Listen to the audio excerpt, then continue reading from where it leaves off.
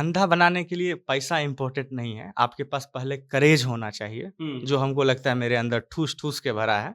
दूसरा कनेक्टिविटी, लोगों का नेटवर्क होना चाहिए, अच्छे लोग, बुरे लोग, सारे लोगों का नेटवर्क होना चाहिए। वहाँ जाने का मेन मकसद ये था ना जो जो बिहार का अभी जो सिनेरियो है, इसमें जितने भी स्टार्टअप काम कर रहे हैं, उसको लगना चाहिए जो नहीं बाहर से भी लोग सपोर्ट करेंगे, बाहर से भी इन्वेस्टर हमारे साथ आएँगे, मेंटर्स साथ आएँगे, क्योंकि बड़ा बनाने के लिए अनुभवी लोगों का साथ में आना बहुत ज़रूरी है। ये कहानी उस दिलखुश की है जिसकी हाइट 6 फुट है और सपना शायद आसमान के बराबर। ये दिलखुश की वो कहानी है जो बिहार से आते हैं लेकिन कहते हैं कि हम बिहारी उस प्रकार के हैं जो अपने इतिहास से प्रेरित होकर अपने भविष्य को बनाएंगे। ये कहानी रोडवेज के फाउंडर उस दिलखुश कुमार की है जिस दिलखुश कुमार ने झंडा भी गाड़ा है, दिल भी जीता है और लोगों को मजबूर किया है अपने तरफ देखने के लिए। सोचे तो नहीं थे कभी, सपना में भी नहीं सोचे थे जो इतने बड़े मंच पे जाएँगे, इतने बड़े लोगों का साथ मिलेगा, अनुभवी लोगों की टीम बनेगी, ये तो कभी नहीं सोचे थे। लेकिन अब लगता है जो नहीं हम जिस दिशा में चल रहे हैं, तो ईश्वर कुछ बड़ा भूमिका अदा करवाना चाहते हैं हमसे। अच्छा, हम और जैसे लोगों के लिए तो आपका वहाँ पहुँचना ही बहुत बड़ा बात था। पाँव काँप रहा था कि कॉन्फिडेंस लोग कहता है बिहारी लूज़ कर देता है, तो लूज़ हुआ था कि ठीक था? बिल्कुल लूज़ हुआ था, सवा घंटा का पिच था हमारा मतलब सवा घंटा वहाँ खड़ा रहना, वो तो 17-18 मिनट में उनको क्लोज़ करना था क्योंकि उसका एक शो का एक टाइम होता लिमिट है। होता है। हुँ। उस सवा घंटा में समझिए जो अंदर से पसीना जा रहा था, सारे बिलियनियर आगे में बैठे हुए थे। तो 10वां पास दिलखुश रितेश अग्रवाल को सिखाने का आप एक तरीके से अवसर पा गए। तो दिलखुश पूरा खुश हो गए होंगे सुन के? नहीं, उनके सामने जाके बैठ के बात करना ही मेरे लिए बहुत बड़ी खुशी की बात थी। क्योंकि एक होता है ना जो हर क्षेत्र में एक 1-2 लोग आइडल होते हैं, हर आदमी के जैसे आप पत्रकारिता में हैं तो कोई आपके आइडल होंगे। उसी तरह एंटरप्रेन्योर के क्षेत्र में चाहे रितेश अग्रवाल सर हो, पीयूष बंसल सर हो, अनुपम मित्तल सर हो, ये लोग जो है ना, ये लोग मतलब हम लोगों के लिए समझिए आइडल हैं। क्योंकि इनको देख के ही लगता है जो नहीं ये उखाड़े हैं तो हम भी उखाड़ेंगे। पापा देखे, मोबाइल में देखे, एक्चुअली टीवी में क्या था ना जो उसका चैनल नहीं था उसमें अच्छा, और अच्छा, अच्छा। हमको सब्सक्रिप्शन नहीं रखा होगा। सब्सक्रिप्शन नहीं था। हुँ, हुँ। तो हमको बताया नहीं, उनको सेट आउट करने नहीं आता है, हुँ, कैसे हुँ। क्या करें? तो हम उनका मोबाइल ये कर दिए थे, मोबाइल में सब्सक्रिप्शन किसी से करवा दिए थे, मतलब हुँ। रिचार्ज करवा दिए थे किसी से ऐप इंस्टॉल करवा के। मोबाइल में देखे, क्या बोले देख के? देख के वो मतलब बस इतना ही बोले जो हम बहुत कुछ नहीं समझते हैं, लेकिन देख के अच्छा लगा। नेशनल टेलीविजन पर एक पतला दुबला लड़का खड़ा होकर अपने बारे में बता रहा था और उसने कहा कि आईफोन का लोगो नहीं पहचान पाए इसीलिए हमको नौकरी नहीं मिली। उसके बाद उस लड़के ने कहा कि जब नौकरी नहीं मिली तो घर जाकर हम अपना 10वीं का सर्टिफिकेट जला दिए। और उसके बाद अपने पहले स्टार्टअप के बारे में बताते हुए उस लड़के ने तमाम तालियां बटोरी। उसके बाद अपने दूसरे स्टार्टअप के बारे में जब वो बता रहा था तब उसे कहा गया कि भाई तुम बहुत जुगाड़ू हो। और जब उस लड़के ने यह कहा कि हम रोड पर टैक्सी चलाए हैं और हमसे बेहतर टैक्सी चलाने वाले लोगों का दर्द कोई नहीं समझ सकता है, तो जो शार्क वहां बैठे हुए थे वो सारे लोग ताली बजाने पर मजबूर हो गए। उस लड़के को वहां से 50 लाख रुपया मिला, लेकिन यह कहानी 50 लाख रुपया मिलने भर की नहीं है। यह कहानी उस दिलखुश की है जिसकी हाइट 6 फुट है और सपना शायद आसमान के बराबर।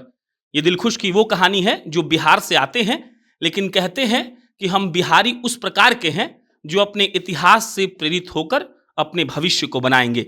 ये कहानी रोडवेज के फाउंडर उस दिलखुश कुमार की है जिस दिलखुश कुमार ने झंडा भी गाड़ा है, दिल भी जीता है और लोगों को मजबूर किया है अपने तरफ देखने के लिए।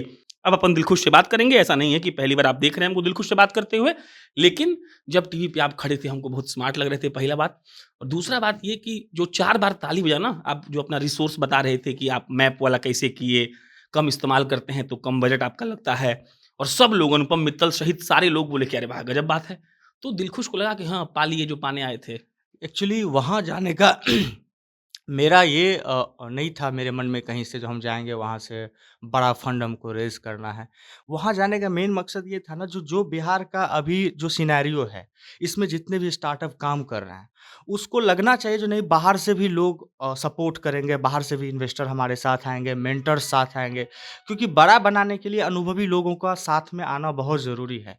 तो हमको लग रहा था जो हमको वहाँ से किसी तरह शार्क्स को लेके आना है। हम्म। और ऐसा हुआ मतलब ईश्वर का कृपा कहिए जैसा भी कहिए, जो जिनको मतलब देख के मोटिवेट होते थे, जिनको पढ़ के एनर्जी आता था, मतलब ओयो रूम्स को देख के स्टार्टअप के क्षेत्र में बहुत बड़ा ड्रॉप आउट रितेश अग्रवाल है ना। मतलब उन उनका ही मेरे साथ आना, यही मेरा सबसे बड़ा जीत था। इसीलिए वैल्यूएशन मेरे लिए कोई मायने नहीं रखा, वैल्यूएशन नीचे हो गया, कोई मायने नहीं रखा क्योंकि हमको पता है अगला आदमी के आने के बाद हम क्या कर सकते हैं और होना शुरू हो गया है। 7 महीना पहले, 6 महीना पहले शूट हुआ, अभी 6 महीना बाद बहुत कुछ बदल गया है। तो पता चलता है जो एक्सपीरियंस्ड लोग जो हैं, वो अगर आपको आके आपका मेंटरशिप वो अपने हाथ में ले लेते हैं, तो बहुत कुछ आप बदल सकते हैं। हम और जैसे लोगों के लिए तो आपका वहाँ पहुँचना ही बहुत बड़ा बात था। पाँव काँप रहा था कि कॉन्फिडेंस लोग कहता है बिहारी लूज़ कर देता है, तो लूज़ हुआ था कि ठीक था? बिल्कुल लूज़ हुआ था, सवा घंटा का पिच था हमारा, मतलब सवा घंटा वहाँ खड़ा रहना, वो तो 17-18 मिनट में उनको क्लोज़ करना था क्योंकि उसका एक शो का एक टाइम होता है। लिमिट होता है। हुँ। उस सवा घंटा में समझिए जो अंदर से पसीना जा रहा था, सारे बिलियनियर आगे में बैठे हुए थे, हुँ। एंटरप्रेन्योर के क्षेत्र के दिग्गज बैठे हुए थे, जो अपने आप को प्रूव किए हैं, उनके क्वेश्चन का आंसर करना और जो वो आदमी आंसर करे जो मतलब जिसके पास शब्दों की कमी हो, मतलब समझ रहे हैं काँप तो पूरा रहा था, लेकिन हाँ, ये कॉन्फिडेंस था हमको जो नहीं हम बनाएँगे और हम किन्हीं न किन्हीं को लेके जाएँगे। तो ईश्वर का कृपा देखिए, हमको लगता है शायद अभी तक हम भी नहीं सुने थे, बिहार से पहला स्टार्टअप होगा रोडवेज जो ऑन मंच किसी 2 शार्क्स को लेके आए हैं। फंडिंग मेरे लिए मायने नहीं रखता है। पहला स्टार्टअप होगा जो ऑन मंच फर्स्ट अटेम्प्ट में शार्क्स को लेके आया, मेरे नज़र में। हो सकता है कुछ लोग छुपे हुए हों, लेकिन जहाँ तक हम जानते हैं, तो ये भी मेरे लिए बहुत गर्व की बात है, जो हम वहाँ से ले आए। बहुत लोग जैसे बोलते हैं ना, क्या उखाड़ लिया? तो बहुत बड़ा चीज़ हम उखाड़ लिए हैं, जो 2 दिग्गज को लेके आए। अब बिहार के टैक्सी उद्योग में क्रांति आएगी और ये बात हम आपको लिख के दे देते हैं। रोडवेज पे हम लोग बात करेंगे दिलखुश, लेकिन एक आदमी जो टैक्सी चला रहा था, एक आदमी जो सपना देखा, वो आदमी वहाँ पहुँच गया। दिलखुश कैसा महसूस कर रहे हैं और अब तक क्या ये सोच पाए थे कि ये सब भी एक दिन हम कर लेंगे? सोचे तो नहीं थे कभी, सपना में भी नहीं सोचे थे जो इतने बड़े मंच पे जाएँगे, इतने बड़े लोगों का साथ मिलेगा, अनुभवी लोगों की टीम बनेगी, ये तो कभी नहीं सोचे थे। लेकिन अब लगता है जो नहीं हम जिस दिशा में चल रहे हैं, तो ईश्वर कुछ बड़ा भूमिका अदा करवाना चाहते हैं हमसे। अच्छा, सही में मैट्रिक का सर्टिफ़िकेट जला दिए थे क्या? हाँ, वो तो जिस दिन आए थे उसी दिन जला दिए थे। डर नहीं लगा? डर क्या, मतलब जब आप मन में सोच लिए जो जब आपके गेटअप पे और आपके चेहरा को देख के, एक लोगो को देख के आपको नौकरी नहीं मिल रहा, फिर सर्टिफ़िकेट का क्या वैल्यू?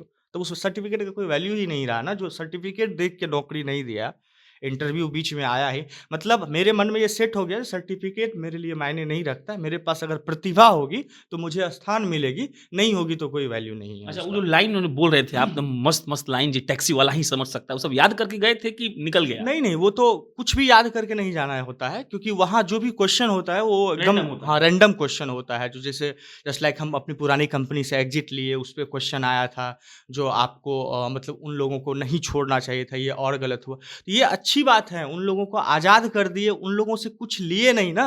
हुँ। हमारे अंदर गट्स था, हमारे अंदर कैपेसिटी था, हमारे हमको अपने आप पे भरोसा था, तभी तो दूसरा खड़ा हो पाया।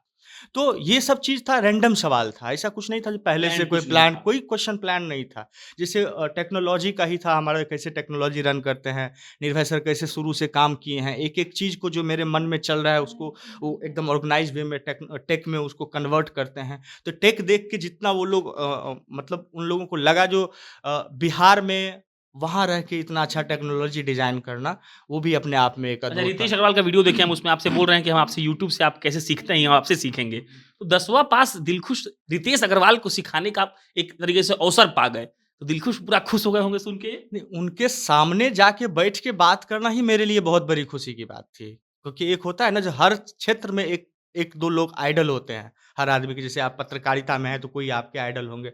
उसी तरह एंटरप्रेन्योर के क्षेत्र में चाहे रितेश अग्रवाल सर हो, पीयूष बंसल सर हो, अनुपम मित्तल सर हो, ये लोग जो है ना, ये लोग मतलब हम लोगों के लिए समझिए आइडल हैं। क्योंकि इनको देख के ही लगता है जो नहीं ये उखाड़े हैं तो हम भी उखाड़ेंगे। अब रोडवेज पे बात कर लेते हैं, कहाँ पहुँचा रोडवेज? अभी रोडवेज अब जो हम लोगों का अभी तो शार्क टैंक का लाइव हुआ है, तो हम लोग का ऑर्डर तो समझिए आसमान भयंकर पे हाँ। चला गया है। और अब हम लोग पुराना वाला मॉडल सबको भी कुछ-कुछ चेंजेज़ किए हैं। जैसे पहले बाज़ार की गाड़ियों पे ज़्यादा निर्भर रहते थे, तो अब हम लोग उसको लेके आए 50-50 पे। हुँ, हुँ। 50% सप्लाई हमारा अपना रहे, हुँ, 50% हुँ। मार्केट का यूज़ करें।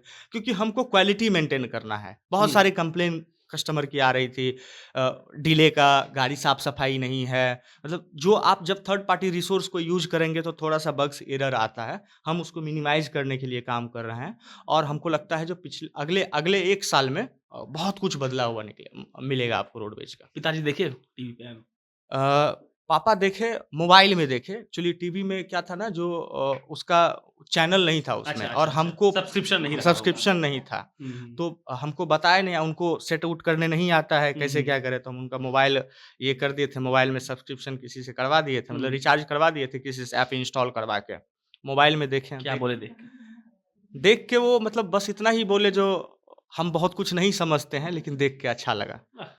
ए झांझी आइए, एक झांझी भी थे वहां पर, हष्ट-पुष्ट व्यक्ति, जिन्होंने कहा कि हम रोडवेज के को-फाउंडर हैं।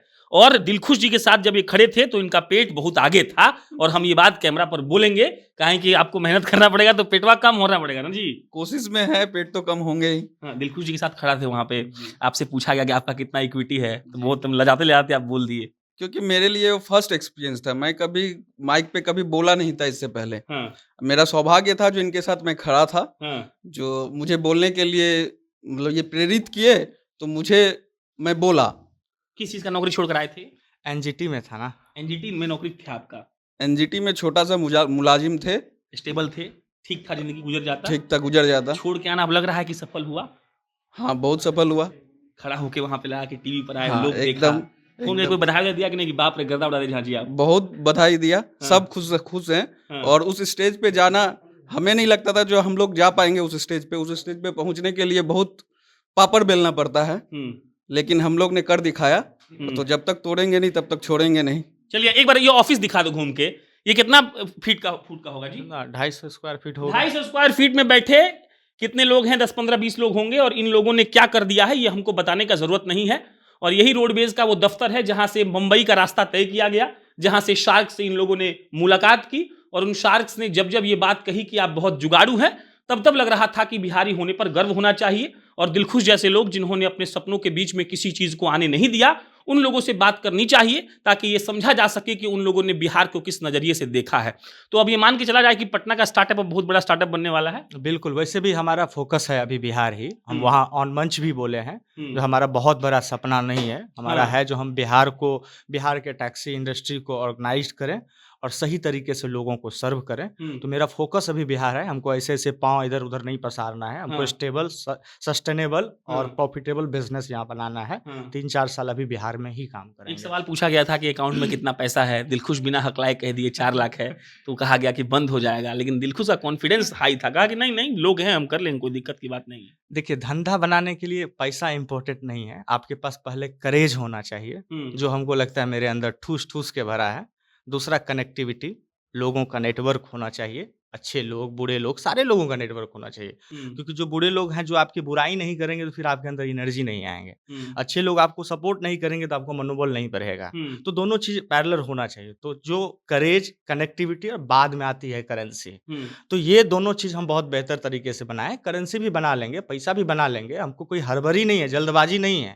अभी तो 31 के हुए हैं, अभी बहुत काम करना है। चलिए, ये वो दिलखुश थे जिनकी कहानी हम आपको बहुत बार बता चुके हैं, लेकिन अगर बिहार का कोई 31 साल का 6 फुट्ठा जवान वहाँ पर जाए जहाँ पर पहुँचने का सपना सब लोग देखते हैं, तो हमको लगता है कि आप तक इन कहानियों को पहुँचाना ज़रूरी है। बाकी आप क्या सोचते हैं कमेंट बॉक्स में बताइएगा। मेरा नाम प्रशांत राय है, आप जनता जंक्शन देख रहे थे। बहुत-बहुत धन्यवाद।